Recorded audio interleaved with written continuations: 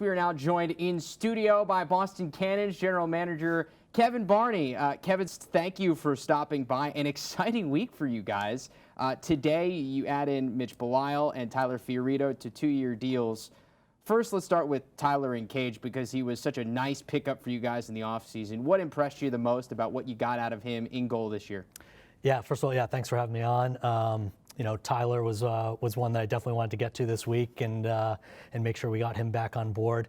Both Coach and I, when we made that deal, wanted that goalie who could be that game changer for us. And Tyler's just such a consistent player in net, and he's just positions himself so well. I mean, he makes the easy saves, but then he makes, some of those circus saves that I think once a game, Coach and I will look at each other and kind of be like, that's why we got him, and he made those saves just, consistently throughout the season. And, especially in this league where it's such a game of runs that when you can have that goalie, you can make those big stops and, either keep the runs going your way or stop it and get it going back your way. And Tyler was that for us all year. And we wanted to have him back and make sure that he was back for, for a couple of years with us. Yeah, this is the first year for you guys that you have the opportunity to go multiple years to sign these guys to contracts. How important, especially for Tyler, a guy who's really in the prime middle of his MLL career, to lock him up for a couple of years at one time? Yeah, I mean, I think, with these guys in the nature of the league where they don't always live in the market that they play in, some guys have interest in obviously playing in that market. Other guys want to stay with a team, that they're used to playing with in the organization they know. So it's one of those you never really know. And sometimes they change jobs and move or get sent somewhere else. So it's always, every offseason is always a little different, and not knowing how the guys, where they're going to be. But being able to lock someone up for a couple of years, is good on both sides. For the team to know that, hey, he's going to be in net, and then for the player to know that he's going to be here in Boston, and here's what, his compensation level is going to be, and what we're willing to, put down for him. And, I know Tyler appreciated that, and then, he wanted to be here, and we obviously, reciprocated and wanted to make sure that it made sense for both of us. For Mitch Belisle, he's a guy who's been here for a long time.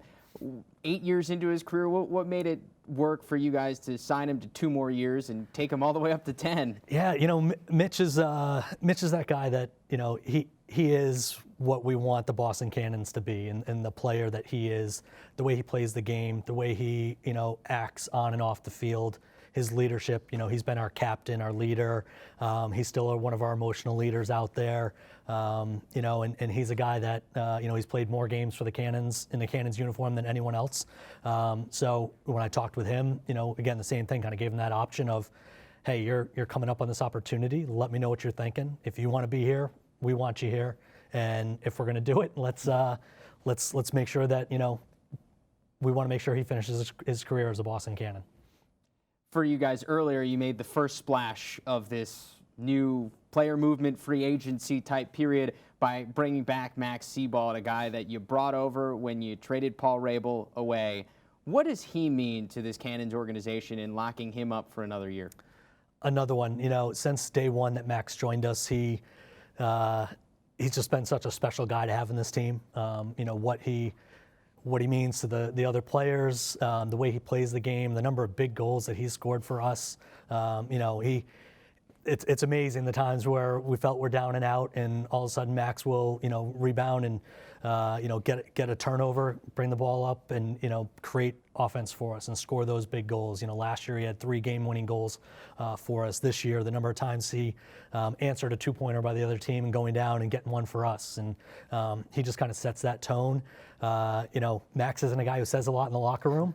I think his first year he said 2 words the whole time in the locker room, but he lets his actions speak for him, and that's why I thought this was kind of perfect for him. And when I reached out to him, I said, hey, here's an action we can do that will hopefully send a message not only to our players that, you're coming back and you want to be here, but to the league and players around the league that, Boston's a team that guys want to play for. You guys didn't waste any time here. Championship game on Saturday. You guys came right out of the bat this week and made some big moves. Was this a deliberate chance for you guys to kind of make a statement here in this first free agency period? Definitely. I mean, I think, a lot of us GMs, coaches in the players don't exactly know how all it's going to unveil with what guys are going to do. So when I talked with Coach Quirk, it was, hey, let's get our guys, and no one had made any announcements yet. I'm like, let's try to not only do we want these guys here, but let's send a message that, again, our guys want to be here. I addressed it with our team back in training camp about this, and told them that we want Boston to be a place where players want to come to play, not leave. And I addressed that with the team after the season ended too, and told them, this is our plan. We want to be the team that guys want to come to. And so to be able to then go and get some of our biggest players to sign on and say, yep, I'm in and I'm going to be here. Again, not knowing exactly, what players are going to be interested in changing teams, but if they are, I want them to look our way. Obviously, one of the key pieces to any team is the head coach. You had Coach Sean Quirk for his first year in the league last year. You sign him on again in this offseason for another season. What did you see from him coming from being a D3 coach for so long to transitioning to coaching some of the best players in the world? Yeah, I think, one of the first things I told Sean was that, it's a different animal here in MLL, not practicing. You're not with these guys. They're not together all the time. But, Sean did a tremendous job from day one of really taking that role and completely running with it and owning it. One of the things that impressed me about him was his leadership and communication, and that's huge in this league. Again, because you're not with these guys. He spends more time during the week talking, texting, emailing with every single player on the team. Not only the guys who are playing and letting them know what we're trying to do, but the guys who aren't dressing that week, guys who are on the practice squad, letting them know what we need out of them. That's a huge part in this league, to make sure you're communicating with these guys, because they want to know where they stand and if it's not something this week, where they're going to be next week, what they need to do. All these guys want to win. They want to help the team win. So as long as you're communicating that, and Sean did a tremendous job with that. He brought on two great assistant coaches in John Kopacki and Sean Kerwin, who really focused on the offense and defense and allowed Sean to really be more the personnel and just kind of laying that foundation and direction for where the team wanted to be going. Well, he had an exciting offense this year and a team so far, an exciting offseason so far for you guys. GM Kevin Barney from the Boston Cannons, thanks for stopping by. Welcome. Thank you.